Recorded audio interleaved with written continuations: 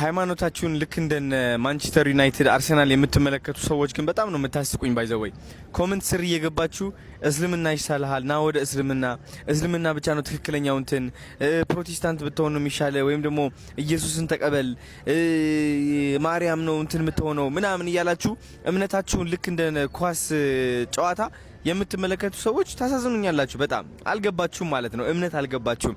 አያችሁ እናንተ አንድ ሰውን ማሳመንም ከፈለጋችሁ ወደ ራሳችሁ ሃይማኖት እንዲመጣ በእውቀት በተሞላበት መንገድ ስርዓት በተሞላበት መንገድ ሀሳባችሁ ሌላ ሰው ላይ ጫና ሳታደርጉ በትክክል በስነ ስርዓት በቃ ስለ ሃይማኖታችሁ መናገር ለምን እስልምና እንደመረጣችሁ ለምን ኦርቶዶክስ ለመሆን እንደመረጣችሁ ለምን ክርስቲያን ወይም ደግሞ ፕሮቴስታንት መሆን እንደመረጣችሁ በስነ ስርዓት ማስተማር። አያችሁ ሁላችንም እውቀት በተሞላው መንገድ ማስተማር ስንችል ሌላ ሰው ላይ ጫና ማሳረፍ እናቆማለን።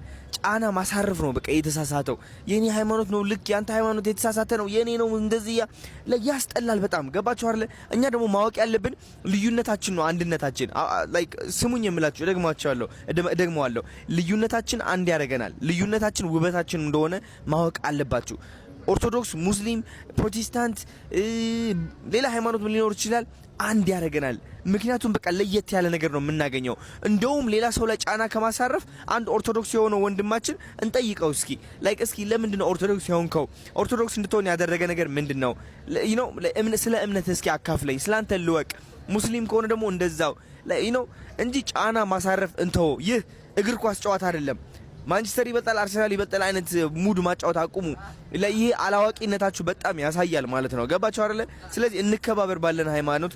ኢትዮጵያ እንደዛ ነው የምታምረው የምትሸበርቀው። በሃይማኖት ብቻ ሳይሆን በብሔርም ለራሱ ማለት ነው። አንድ ብሔርን አውድቀ ራስን ከፍ ለማድረግ ስትሞክር ይህ የሚያሳየው ያንተ አላዋቂነት ነው። አይምሮ እንደማይሰራ ነው የሚያሳየው። ሁሌም ራሱን ከፍ አድርጎ ሌላ ሰው ዝቅ የሚያደርግ ሰው የወደቀ ሰው ነው። ባይዘወይ የወደቀና በቃ ያልተማረ እውቀት የሌለው ምንም ማለት ነው። ተረዳችሁኝ አይደል? ስለዚህ ጫና አታድርጉ ሌላ ሰው ላይ ወደ ሃይማኖታችሁ እንዲመጣ። ኦርቶዶክስ ሁኑ ሙስሊም ሁኑ ፕሮቴስታንት ሁኑ ኤኒቲንግ በቃ በእውቀት ግን አስተምሩ።